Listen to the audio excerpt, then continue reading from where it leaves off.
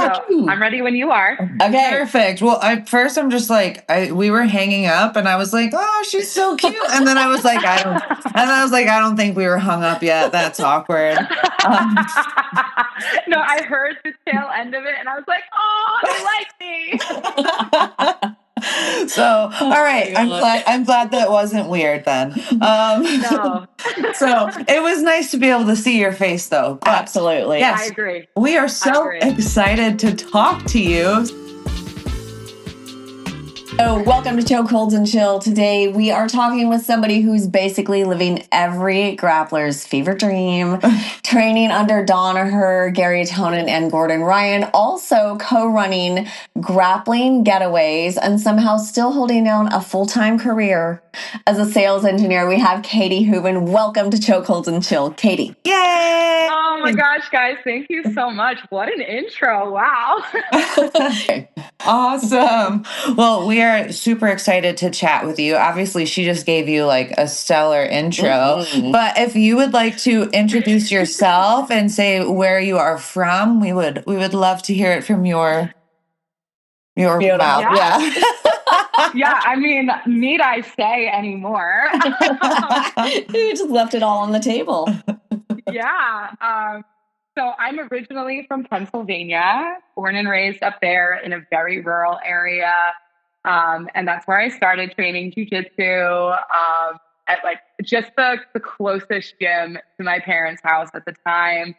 I was a senior in high school. I did it all through college. Ended up moving to New Jersey, and that's where I started training under Garry Tonon and made my way up to the legendary Blue Basement at Hunter Gracie Academy, where I was taking John Danaher's classes in the morning before my full-time job as a structural engineer.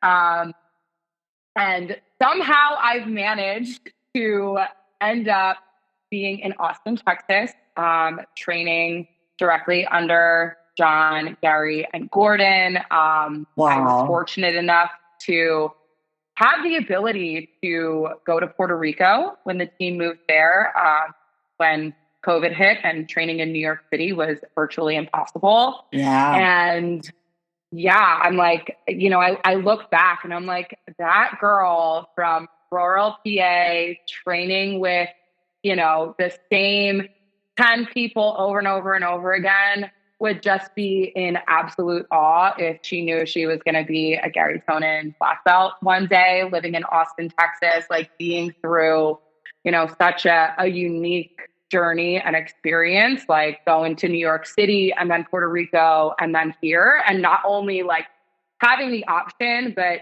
all of the things lined up to allow me to do that. It's, I oftentimes think about how grateful I am that was able to be possible in so many ways. That's amazing. That's such a badass story. I'm also from the East. Wow. I'm an East Coast girly too. I'm from upstate New York. Okay. So just to be a little bit more specific, because I'm kind of familiar, where in Pennsylvania are you? Quakertown is where my parents live. Okay. And then where were you in Jersey? I was in a couple different places. I was working in Manhattan. Oh, okay. I grew up in the middle of the woods. Yeah. Literally grew up in the middle of the woods. I was like, I do not want to live in the city. This is terrifying. No, I mean, we live out on the Oregon coast. And I grew up in upstate New York, but everybody's always like, oh, the city. And I'm like, no, there's a whole state and it's very different. And I only want to go to the city in New York. Only Manhattan. It's crazy that they hear New York and that's immediately what they think about. Yeah. It's like, no, that is such a small part of New York. And it is, especially this time of year, absolutely freaking beautiful to be up there. And it's, like you said, the exact opposite of what New York City really is. Exactly. It's amazing. I was just there. That's where we ran a camp last weekend, and my best friend April is in Syracuse. Oh, so we were up there. Yeah. I am from Utica, which is about 45 minutes from Syracuse. Funny. I went to college in Utica, but I have a Syracuse University diploma. Oh, interesting. Yeah, so it was like a sister schools or whatever. So it's like technically under them. But anyways, yeah. Tell us about that camp. That's home. I love this. This is so cool. Yeah. Yeah, so tell us about the camp that you did there. Yeah, so April and I have been doing camps. Oh my gosh. I mean, it's been maybe 6 years now. She started them before I did, just as a way to like get women to train together. Nice. Because there are, well, at the time there were no women. Everybody was coming from long distances to train with each other. And she wanted some more competitive rounds with women. So she would meet people competing. And she was like, you know what? One, we need to all get together. And two, you guys all need to see upstate New York in the fall. Oh, yeah. She just brought together a bunch of women to train together in the fall in the Adirondack. Oh. And everybody loved it so much that they kept coming. And then people were like, you should like really do this and like charge people money for it or something. Like people would come. So it developed into more of a, hey, let's invite people we don't know and just get even more people to come. And that's how I came. I came with somebody else that April knew. And I arrived and it was like an immediate connection between she and I. We're like, oh my God, we really did just become best friends. And I distinctly, there were a number of people involved with the organization and teaching at Grappling Getaways at the time. You know, actually, when I was brought into it, it didn't even have a name. That's not what it was called. Wow. But she was just like, you need to be part of this. She brought me in to teach. I actually helped her come up with the name and logo and all of those things. And then COVID happened, and just like everything else, it made it hard to continue training jiu-jitsu and doing things like this. Right. And then various people from Grappling Getaways kind of fell to the wayside, which was good because when you've got too many cooks in the kitchen, things just, no. So it ended up that she wanted to run a camp and everybody else that she knew was somewhere else, inaccessible, not interested, couldn't get there, whatever the case may be. And she was like, hi, I want to run this camp and it's just going to be me and you. Are you interested? And I just remembered for the first time feeling so seen in the sport because the first gym I came from was not a good one. The horror stories that people hear about jiu-jitsu are what I experienced at my first gym. And you know, I had been training under Garry for a couple of years, and that's always hard when you switch and then you have to be respected. And it's not your normal place. I was going to Henzo Gracie Academy in Manhattan and like just continuing to show up and be respected and like not just be looked over. And then when April was like, I want you to come teach and help me run this event, I was so honored. And I felt so seen. And I'm like, wow, this is amazing. You know, I am doing the right thing. I am on the right path. I was actually in Puerto Rico at the time. I remember like sitting outside and she FaceTimed me and I was almost in tears because I was so grateful that somebody would want me to be part of something like that. And we did an event and it was just she and I. And that's the first time we really just got to see our energy work together. And it was amazing. That is so cool. Yeah, since then we've been doing on average 4 or 5 a year. All different, phenomenal. Yeah, all different kind of flavors. A lot of them have been smaller, so very intimate. Think like 20 to 30 women. It's like you're having a sleepover with your new best friends. You rent out an Airbnb.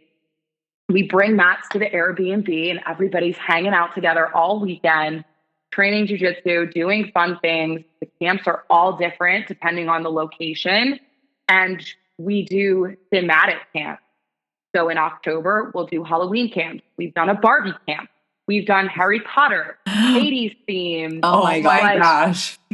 So many things, and everybody gets so into the things, and we'll find houses that fit the theme, and just like really try to, we try to make it so immersive. That's amazing. And depending on where we are, we will contact local gyms and maybe host training at local gyms, and then allow women from that community to then come in as well. We do camps in the Bahamas, Cayman Islands, just really building a big community.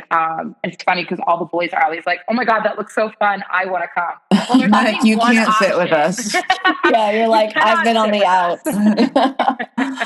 So you have one option a year, and it's co-ed, and other than that, you can't come. It's our party. Yeah. That's so cool. Because you said you started training as a senior in high school with the men. So was it just kind of like a boys' club at that point? Totally. For the first 7 years I trained, it was a boys' club. Okay. So at what point, like how many years had you been training when all of this happened with the camp starting? I had been training for maybe 8 or 9 years at the time. Okay. Yeah. Wow. So you went to college through all of this, right? I want to touch on the men only vibe in jiu-jitsu, because I think, can we talk about what year that was? When I started? Yeah. Yeah, that was 2011. Okay, so it's much better now. Oh my God, so much better. Yeah. Do you want to kind of touch on like then versus now, like where you're comfortable comparing? Sure. Okay. Yeah. So like I said, I started training jiu-jitsu in Pennsylvania. For people who don't know the geography of Pennsylvania, Quakertown is about an hour north of Philadelphia. So I'm, within reach of some bigger cities. New York City, maybe 2 hours, depending on traffic. But really, anytime I wanted to train with other women, I had to drive for it. My gym, I was the only woman who consistently trained there for the 7 years I was at that gym. Wow. And part of that is because of the environment at that gym. It was not welcoming for females. That's just like really, really hard. It was hard for men. It was a very like kind of MMA wrestling mentality that you just like, you grind, and you like do all the hard things. And I couldn't say no to training with people. I was pressured by my coach at the time to train with whoever was there. He would even like, oh, it's this guy's first night and he's a bodybuilder and he's like 235 pounds and he wanted to, show him the power of the sport. He would make me train with them. That's disgusting. And beat the shit out of them. And I'm like, oh, that mentality is disgusting, because don't you want people to like want to come back and create an environment that is welcoming, but also very unsafe. This guy doesn't know what he's doing. He doesn't know how to move his body. He knows how to move weight. Right. He could totally hurt me. Yeah. So I got really good at surviving, which is a very valuable skill. But yeah, I couldn't like say no because I was pressured by him and then the community of that gym at large. And I remember just like getting to a point where I'm like, I got to go find other ladies. And I would go to women's open mats in Philadelphia and New Jersey and wherever just to see other women. And I was, my eyes were really opened by all of that. And it was at that time where I could start having conversations, because if you don't have anybody else to bounce things off of, you don't understand how unhealthy your environment is. You don't have a gut check. It is so valuable for us. And this is part of the reason why we do these camps. We want people to be able to talk to others and know if something is normal or if it's worth speaking up about or even leaving a gym for. But at the time, like that just didn't exist for me. And there was a period of time where that gym became affiliated with a gym in Philadelphia, and I would go there. And I just feel like my eyes were so open, by better instruction, by better training partners, by other women. And I'm like, wow, this is really tough. Yeah. Okay, let me get through college and then figure this out. Because it was just like the nearest one there, but it was a grind. I look back on it and I'm like, I have no idea how I actually made it through all of that. Yeah, I'm in shock that you just battled through. Like, let me get through college and stay here. I would have just been like, I'll try after college. Yeah. And I am stubborn. Yeah. And am I correct in saying that you were double majoring in college? I was, yes. Oh my gosh. I double majored in civil engineering and architecture. And then I got a master's in structural engineering. So it's not like I was doing easy things either. And it's crazy because I looked at jiu-jitsu and Muay Thai at that time as like my escape from college because college was so hard. I bet. And I'm like, okay, oh wow, I have friends there. And like I can just kind of like turn my brain off a little bit, not do calculus and learn stuff. Yeah. And just like move my body. And part of the reason why I did stick it out at that particular gym is because I was dating the owner's son. So it was like more red flags. Oh my God, big time. And that was an unhealthy relationship, which, I didn't know at the time with everything going on. And I'm like, okay, well, if I go train and like, I can see him and that's cool. And, maintain relationship while also being in college because he did not go to the same college as me. So there were a number of factors at play, but yeah, looking back, I'm like, oh, I don't have any idea how I made it through that. I was in a lot of suboptimal situations and unsafe circumstances. And a lot of times my voice I wasn't paid attention to. My voice was not heard until it was too late.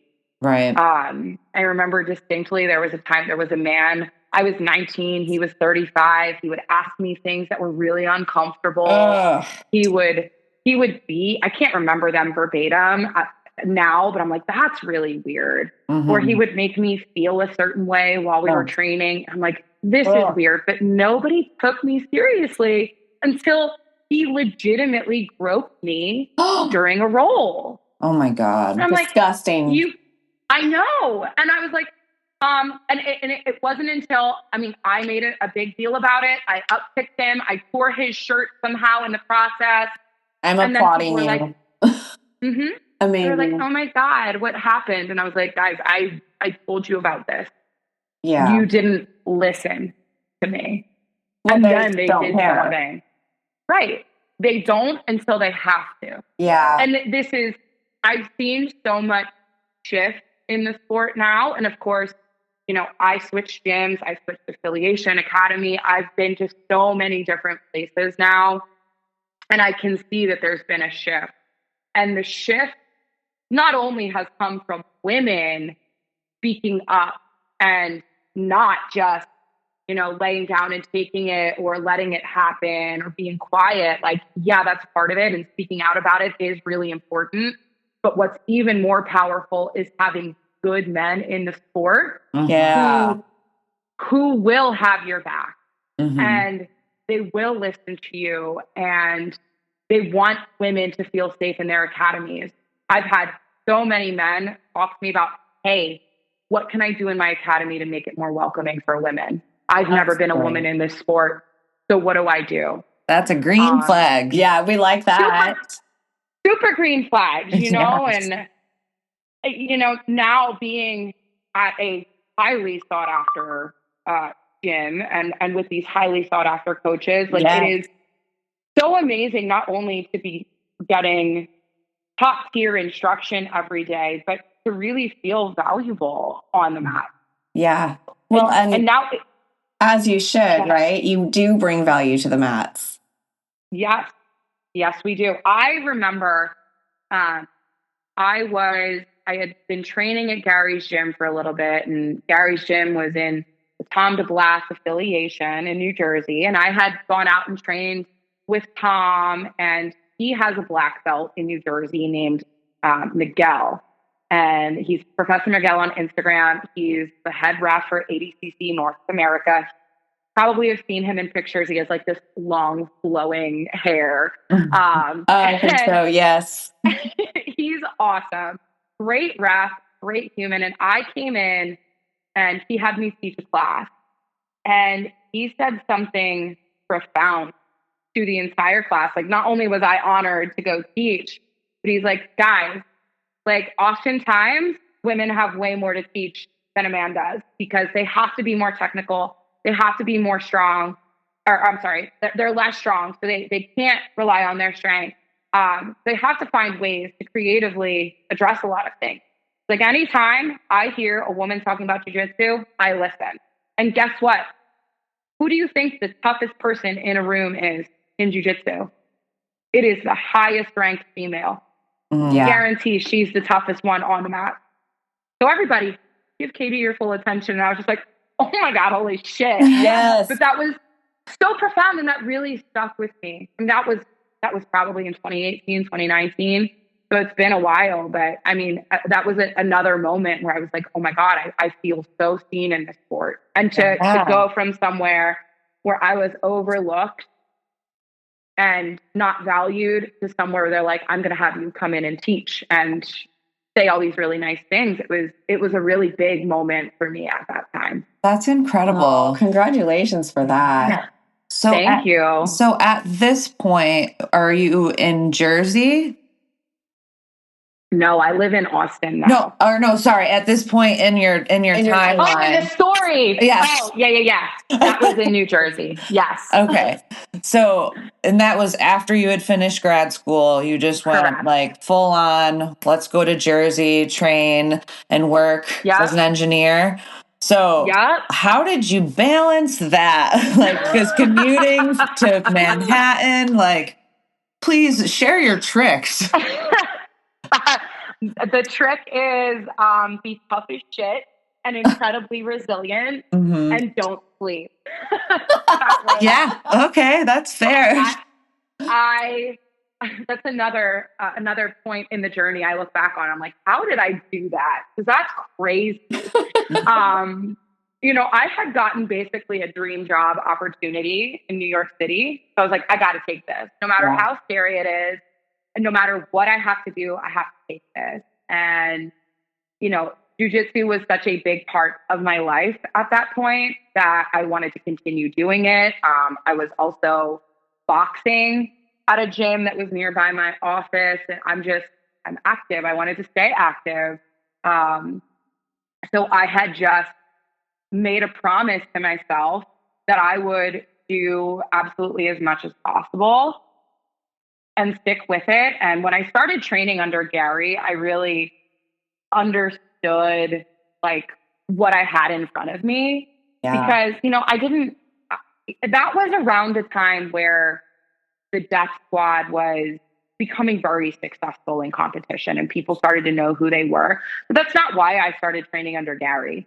I knew of him. I had seen him in local circuits, him and Gordon at some local competitions. But like, it wasn't my goal to find the best or find the famous people and train with them. I tried a few gyms and I picked the one that felt the best to me. And when I was training with him, I'm like, oh my God, he knows so much. There's so much more for me to learn. And I'm a sponge. I want to know it all. I want to learn. So I was like, I feel like I'm so far behind. I need to stick with this and I need to do this. And, I can go and train in John's classes. Okay, amazing. I'll go do that too. Yeah. And it was just, I had made a promise to myself and I kept that promise to myself while also being realistic. Like, was I training absolutely every single day?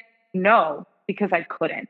Right. There were sometimes I would get stuck at work, and with the commute into New York City, you might end up being stuck in the city for longer than you want to be. And there's a delay here and a delay there. So sometimes I just wouldn't make it. And that's okay. But I was able to like sit there and understand, okay, these are my priorities. Obviously I have to be at work, but outside of that, how many times a week is it my goal to go to this gym or to go to John's class or, be at Gary's or lift or whatever I was doing at the time. And just really creating a plan for myself and sticking to it. And I wasn't sleeping much at that time. You're young though, right? At least then, you're right.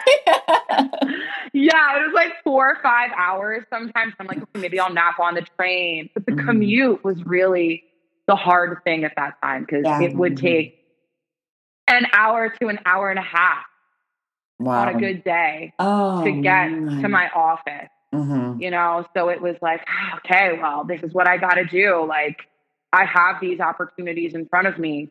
I got to take advantage of them. Definitely. And if that means I got to be a little crazy, then I got to be a little crazy. And I was also used to that from college. Being a double major in 2 tough programs.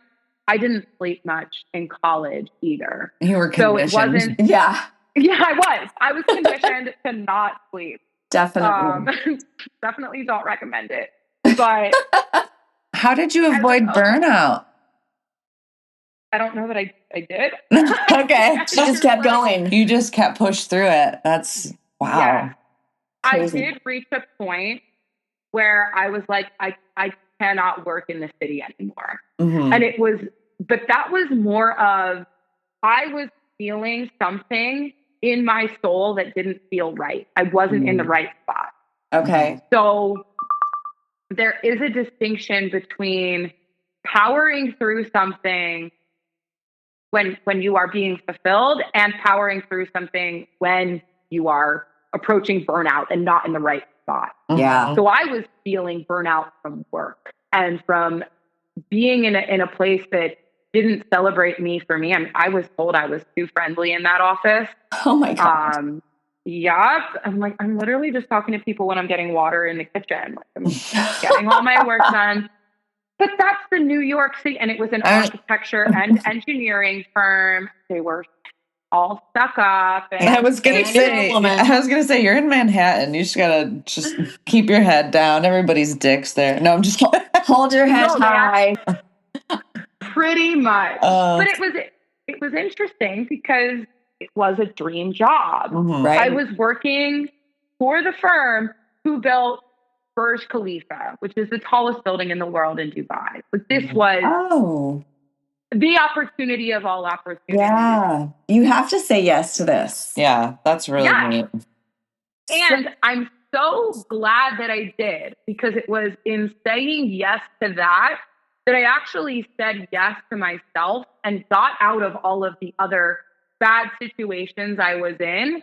If I would have stayed in my hometown with that ex-boyfriend at that gym, right, I never would have achieved personal fulfillment. I mean, maybe I would have. I probably would have gotten to a point where I was like, I can't do this, but it wouldn't have evolved in this way. Right. I wouldn't be where I am had I not said yes to that opportunity.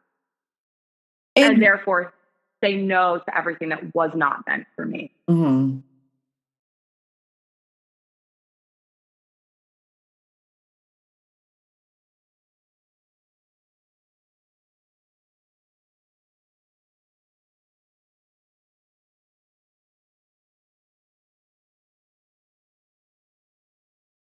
So I started training under Garry. I said yes to that dream job and trained under Garry in 2017. Okay. 2017. I'm in 2019 in my head for some reason. So, okay. So not quite there yet. I stopped working in Manhattan. So I'm like, this isn't for me. Right. This is really hard to walk away from, but for these reasons, I have to go. I was very intellectually stimulated and I appreciated that, but I wasn't celebrated as a person. It was like some people were tolerating me. I didn't feel like I fit. I didn't like commuting into New York City every day. Yeah. You know, everybody is a dick. Nobody cares about other people. You are surrounded by people, but completely alone. And that's where I was feeling the burnout. That's what was really, you know, bearing down on me and made it really hard. So I, you know, continued being a structural engineer at that time, just at a different firm that was not in the city. Okay. Which meant that my training changed a little bit because I wasn't going to John's classes in the morning. It just meant that now my weekends were full of jujitsu and training. So I just kind of moved some stuff around. Still was going to Garry's classes in the evenings during the week. And I did that until the pandemic. Okay. And then the pandemic is when Puerto Rico comes into the picture, correct? Correct. Oh, all right. Let's get into that. Okay. It seems like such a far cry from like Katie growing up, right? All of a sudden there's a pandemic and you're moving to the island. Yeah, it was very interesting. And what's crazy also is that I again felt something within me isn't being fulfilled. There's resistance in my soul and I have to do something else. So I had switched out of a career in engineering and into technical sales. Okay.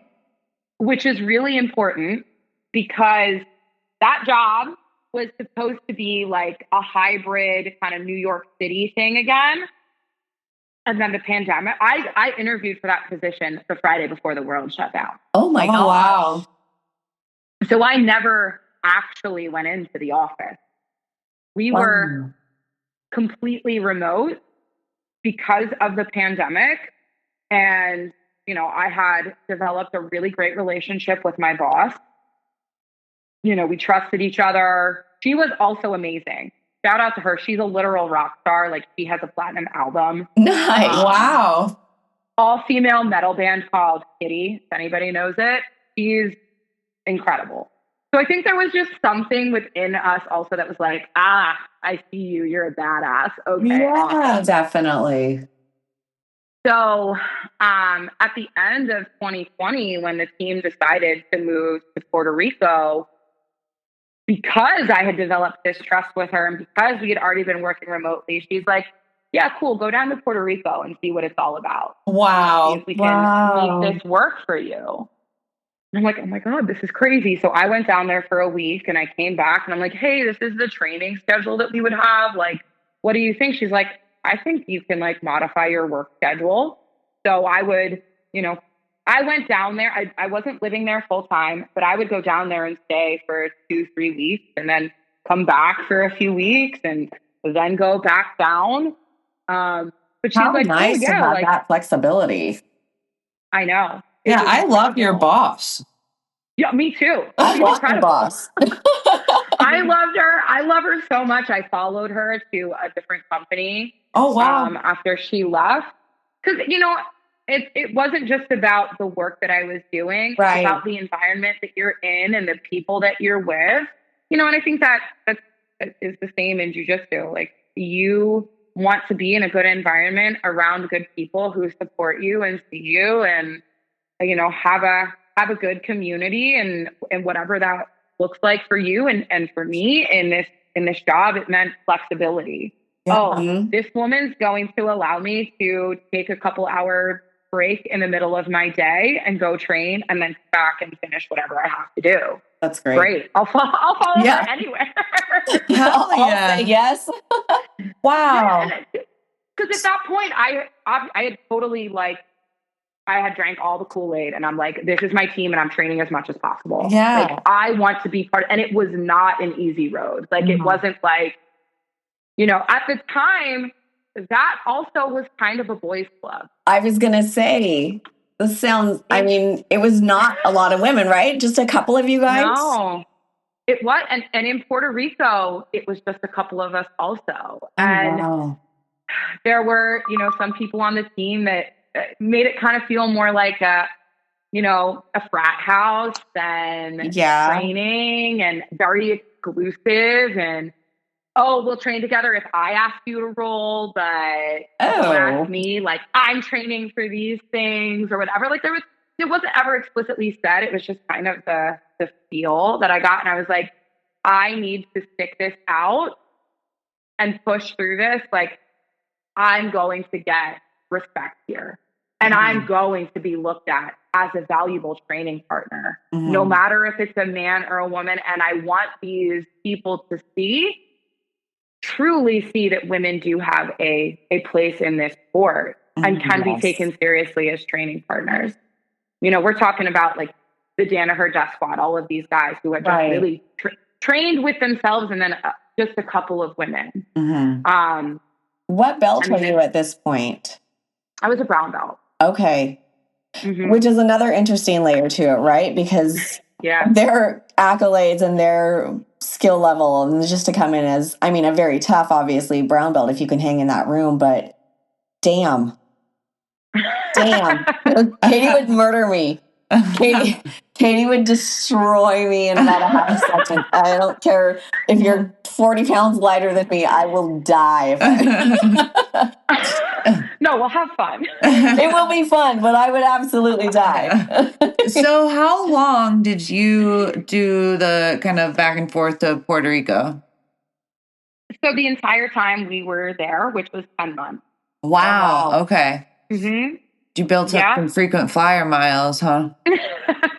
Yes. And, you know, I'd go down and I'd stay with the guys, and it was just, Puerto Rico was an interesting time. Yeah, I bet.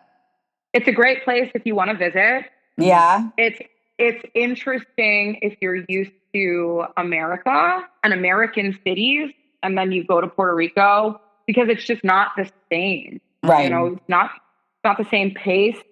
You don't have access to as many things, and there is a language barrier. Yeah. You know, everybody speaks English. Like, they know if you're American, and you get treated a little bit differently. And it's like, oh, you need your car worked on. You either got to pay me a ton of money or you got to wait like 3 weeks. It's very interesting. Yeah. Yeah, it's a very interesting place to be. And I'm not surprised that it didn't last for the team. Yeah. I was going to ask too, like, that would have had to play a huge factor in like why it's not sustainable for people. Even that alone, like, you can only get so used to it before it just can't work for your lifestyle. Yeah. And if you think about a professional sports team, right? What competitions are happening in Puerto Rico? Well, and you may not even have water all the time. Yeah, that's true. It's like, there's a lot of hindrances to just living wild like that. Yeah, anytime anybody competed, they had to travel off the island, which at first there weren't a lot of competitions because, you know, we're still in the thick of COVID. But then Texas started opening things up. Maybe there were some things in Florida. Like, there were some things that started happening. It's like, oh, wow. Like, okay, we gotta leave every single time. You can't drive to anything. And then there's no Ubers. So somebody has to drive you to the airport and pick you up. And it gets hard after a while. That island life fantasy quickly diminishes. So at some point, obviously, it just becomes too much and it's not working out. What made you guys select, or you specifically select Texas? Like, why did you? I selected Texas because they selected Texas. Okay. All right. I followed them. And again, I was able to because I had a remote position. Yeah. So, you know, I had a full-time job, but it let me be wherever I wanted to be. So I took it where I wanted to be, and that was with my team. That's so cool. Yeah. And like, I don't know exactly why they picked Texas. I have some speculations. I know that there were a couple of options, Texas, Florida. You know, they were looking at the states that were more open and had less restrictions as far as COVID was concerned. There were some connections in Texas that I think some of the guys wanted to take advantage of. I mean, this is like the leadership of the team, and that being John Danaher and Gordon Ryan and Garry. And before the split, it also included Craig Jones and Nikki Ryan and Nikki Rod, Ethan Krellinston. Like, these guys are all like, okay, well, we know these people here, these people here. And there was somebody who had a gym in Texas that we were going to be able to move into. So I think that played a part in it. But that wasn't my decision. It was my decision to move myself here. And fully commit to being part of the team. But I followed them. Mm-hmm. So when you're training with these guys, obviously you're very close. These are your friends, your teammates. Yeah. But at the same time, you're still a woman in jiu-jitsu. So how do you maintain that voice and confidence day in and day out on the mat? Yes, they respect and care about you, but not every man that walks into that room feels that way. How do you stand tall in that room? As an athlete and a coach. Yeah. Yeah. You know, I think I developed very early on just like this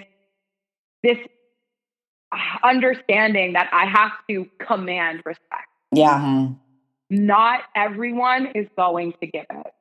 So, you know, at my first gym, like, that was just, that felt like the Wild West, and that was crazy.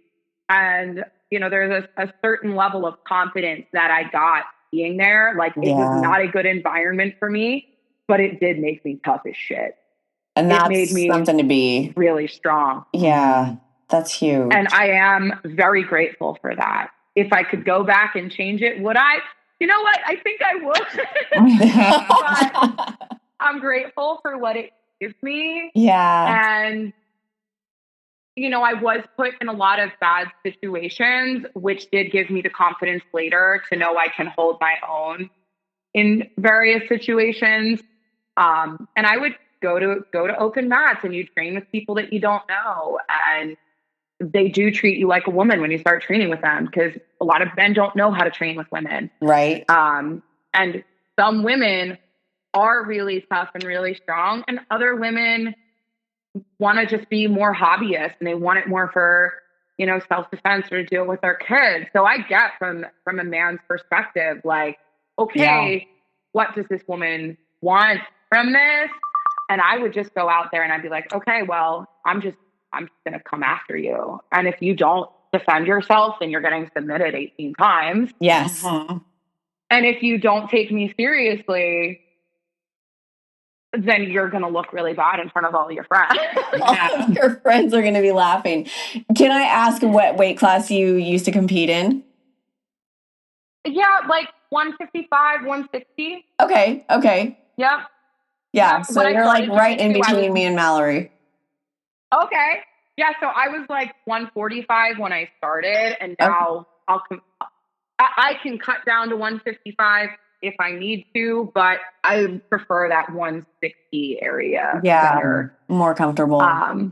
Yeah. And, you know, it's funny, at this point in time in training, like, I oftentimes have to remind those guys that I am a woman, because, you know, they train. And we also, for a long time here in Texas, we were training in a private facility. So it was a core group of people. It was invite only. Oh, wow. Yeah, when the team split, we were homeless.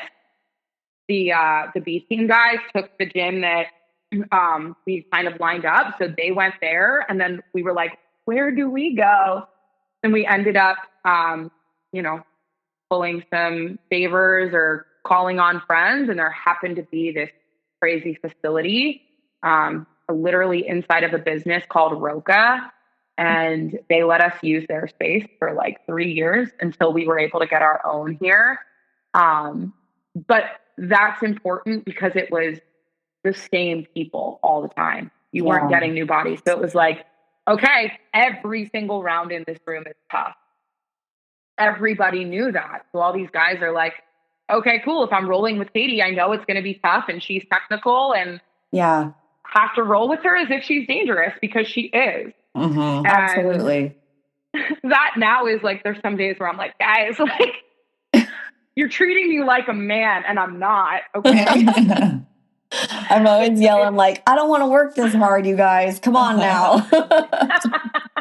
Don't make me tap you this easy. Well, yeah, and I'll just be like, I mean, I think it's funny because it annoys the shit out of some of my training partners. Be like, guys, I'm just a girl.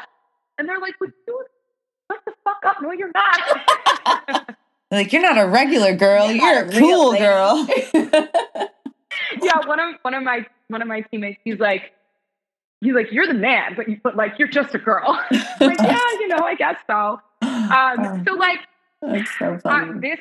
At this point, like there probably is a certain aura and air that I have about me that does just kind of automatically command respect. And most everybody who goes in there, oh yeah, like she's a black belt, okay, and like they know that, like at this point. But still sometimes when I travel, maybe people don't know me, and it's like, okay, well, we'll train, and then you will. Exactly. That's kind of always going to be part of the game, Yeah.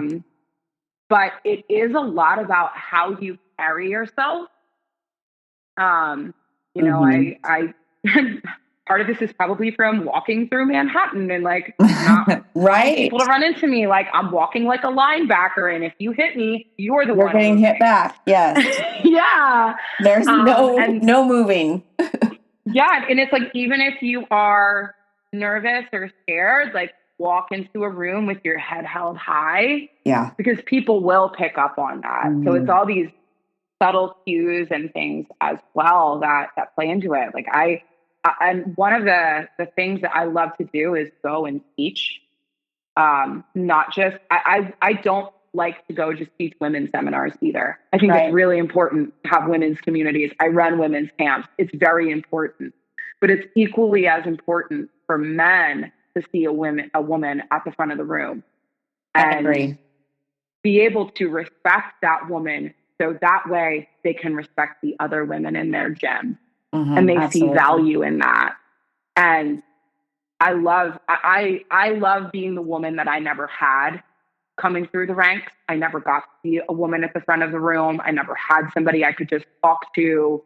And that is part of my mission now. Like, go out there, be known by people, have personal conversations with them, give women inspiration, and also show the men, like, your women are valuable. And it's up to you to make sure that they stay in this room. That's huge. Yeah. I think stay in this room is like such a big statement for women in jiu-jitsu, because a lot of women can go in, but feeling like you should stay is where it's really at. Yeah. Yeah. And don't just stay and because you're stubborn and you feel like you have to push through it. Right. No, stay because it's a good environment and the men want you there. And they create, hey, if you don't have your own locker room, red flag. Huge. Yes. If you don't have your own space, no. So if your coach isn't open to bringing women in to teach or a women's class, no, red flag. So it must be really cool to be a part of something since day one. And like you getting to help build that environment and, be that person for women and men to look up to. One thing to mention, and my best friend April brought this up to me because, she's seen my journey. She's the one I would call when I have a hard day or whatever, because it's not easy. This sport is not easy for anybody who does it. There are plenty of men who quit because it's so hard. Yeah. And any woman who can stick through it, like, kudos to you. You are so tough, and you deserve to be recognized for that. But it's also important to recognize that there are certain trailblazers. And my friend April called me out on this. She's like, you were there since day one. You were part of this. There weren't women. Now look at the women who are training at your school. Absolutely. Women are coming. Like, there aren't, Helena was not a day one. Right. But I hope that, because I stuck through it all and I showed these guys, no matter how hard it is, I'm not going to go away and I'm going to be a valuable asset in this room. Like I am here for the right reasons, that it then opened their mind enough to then be open to other women joining. And I'm not saying that I am the reason why they said, yeah, Helena, come join the team. That is not what I'm saying at all. But I do hope that me sticking through it all and being a female on the team and being there every day and showing that, like, hey, I'm kind of like a leader of the women's crew here, that like, oh, cool. Like, let's bring more women in. And then also make it feel comfy for other women to come as well. Because it's way easier for a woman to walk in the door if she sees other women. Right. Way easier. And we've had so many trailblazers in this sport. Like before I started, I wasn't the first woman to ever do jiu-jitsu. There were women who came before me and went through more boys clubs than I did. Definitely. So important to recognize how different it was at that time, and to celebrate them for what they did.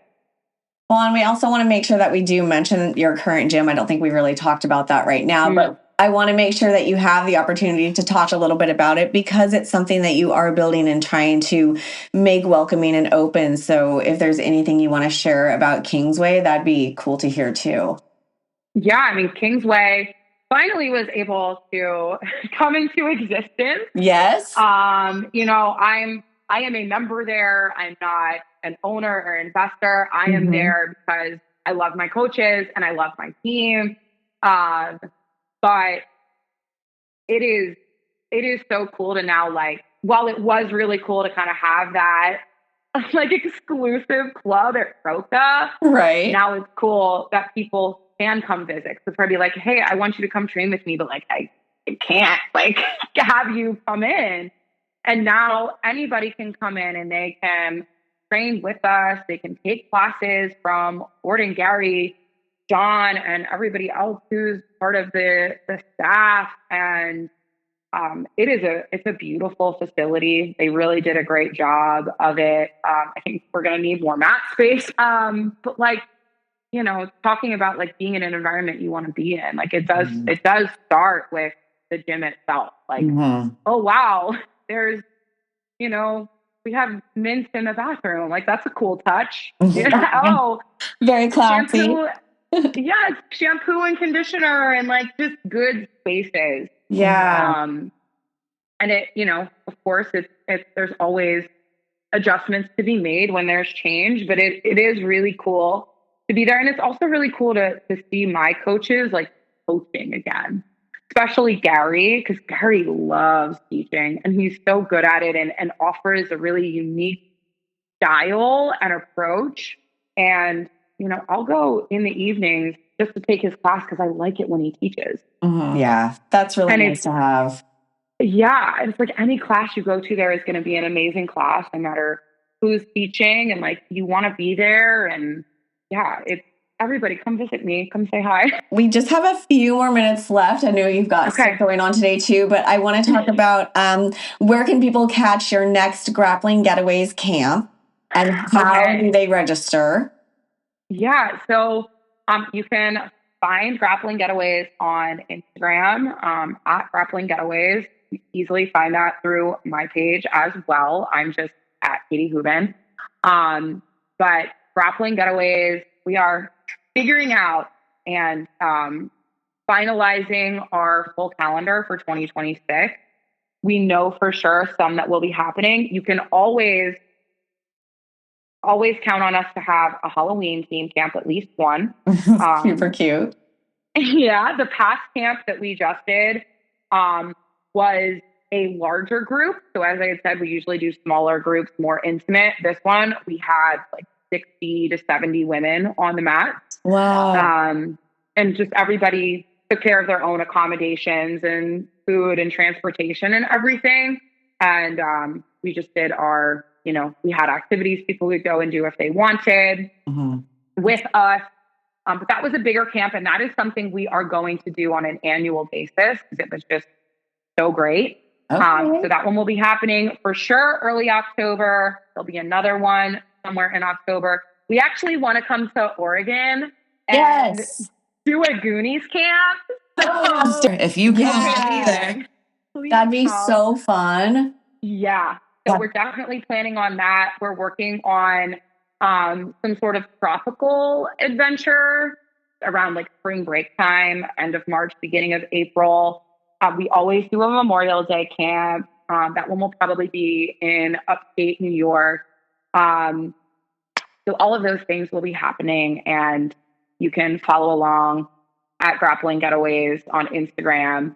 And we'll post everything there. And then we have an email list that you can get on as well. So you really don't miss any of the announcements. But I encourage women to go to any camp, not just ours. Like, obviously I want people at ours because I just think they're so much fun and they're really unique and special with the thematic and like very intimate sort of experience. But going to any camp and just seeing women on the mats is so powerful. And I had a moment this past weekend when we did our camp, like sitting in the middle of the mats with all of these women. And I'm like, wow. Like I went from boys club, bad environment to creating a good environment for women. It's so rad. That was so cool. That is so cool. What like an empowering and like just you must feel so good and like proud of yourself. Yeah, that was the word. Yeah. Yeah. Like, like it's just incredible from where like coming from a small rural place in PA and then your journey and like living all of these different lives and never story. Like never sleeping and like I mean I sleep now. Yeah, you're just amazing, and I just like I really admire everything that you do and everything that you've done. Yeah. And like if you could give advice to your younger self, the girl in small town PA surrounded by maybe some douchebags, like what would you tell her? I thought about this a lot, like just in life. The one thing that I would tell her is to love herself more and not that she didn't love herself, but like love yourself more than the love that you're giving other people, because you're the only person who's really going to put yourself first, and you need to put yourself first. And it was when I put myself first in life and I made decisions for myself instead of other people, when things really started to happen for me and when I started to feel my fulfillment. And I would tell her to really listen to your gut and don't overlook things that don't feel right. Yeah. Listen to that. And if other people aren't honoring that, then you're not around the right people. And go find your people, because they are out there and they will celebrate you and they will love you and prioritize you. And when you are in those environments, when you are celebrated and not just tolerated, that's when you can really bloom and you can do really good work in the world. Oh, so true, man. So awesome. So we like to do a little bit of rapid fire fun questions before we close out and let you get on with your busy life. All right. So we'll start easy. Gi or no gi? No gi. Oh my God, I hate the gi. I'm getting there. What is your favorite submission? Armbar. What is your least favorite submission to be caught in? Oh God. Lucky choke. Oh yeah. Yep. I feel you. I hate people who try them and don't know it. Yeah, I'm like, the audacity. I have to block you. If you're not working or doing jujitsu, what can people find you doing? Probably riding my dirt bike. Oh, Yes, cool. bitch, yes. Very cool. Yeah. Are you a dog You definitely person? need to come in here. You have to bring your bike. Oh my God. We live at the Oregon Dunes. Oh my God. Okay. So this summer, my boyfriend and I like built out a camper van and we took it to Colorado to ride our bikes in the mountains in Colorado. Let's road trip. I'm in. Yes. Yo, you have a place to stay, a gym to train at. Come and kick our I'm asses. coming. Yeah. I'm texting you after this. Oh, yeah. Perfect. All right. Are you a dog person or a cat person? Oh, this is so hard because I'm like all animals. Mm-hmm. Right now, I have cats because I'm so busy and I travel a lot and I live in an apartment and like wouldn't want to put a dog in an apartment because I want a big dog. But I grew up with dogs and I used to raise dogs for the Seeing Eye, which is an organization that trains dogs for blind people. And like, I love them. I mean, my favorite animal is a leopard though. So that's really what I'd want. Oh my gosh. Like you friggin' do the most. You do it all. Wait, one of our professors has a Savannah cat. He was telling us about the other day, and I feel like that's my God. See? Yeah. It's like the only leopard you could own. Yeah, I gotta come meet the Savannah cat. Oh my gosh. Well, you know where your next road trip is too. 100%. All right, a couple more. Where's your favorite place you've ever traveled to? Oh my God, that's so hard. Oh my God. That's the hardest question you've asked me all day. God, I have a big love for the Caribbean. Mm-hmm. I'll probably say it's somewhere in the Caribbean. Okay. Excellent. Although Europe is up there too. I have a deep love for architecture also, so that's really special too. Mm-hmm. And it's oftentimes the people who make the experience. So I'm trying to take that out of the equation. Yeah. If you have a super fight tomorrow, what's your walkout song? Oh my God. Maybe probably something Bad Bunny. I love it. So you're not mad about the Super Bowl? Oh my gosh. We'll see what happens. Yeah. Right? I'm like, who cares? Just give me the beat. Let's go. Yeah. I don't care about politics. I just want good music. Right? All right. Last question. If your best friend had to describe you in 3 words, what would those 3 words be? Let's get her on the phone and ask her. Yeah. She would probably say really fun, multi-talented, and loving. That's great. That's so cute. Yeah. Well, I have to ask her. I know. Yeah. Oh, yeah. Keep us posted on what she says. Because we want to know if you were right or not. I know, right? Yeah. Also, when we come to Oregon to do the Goonies camp, we should do an in-person podcast. Yes, absolutely. Yeah. 100%. Yeah, you can catch me at the Goonies camp, and you can catch me at your upstate New York camp. Let's go. Like, girl, we will meet soon enough. I can't wait. Yeah. Well, thank you so much for your time. We really appreciate it.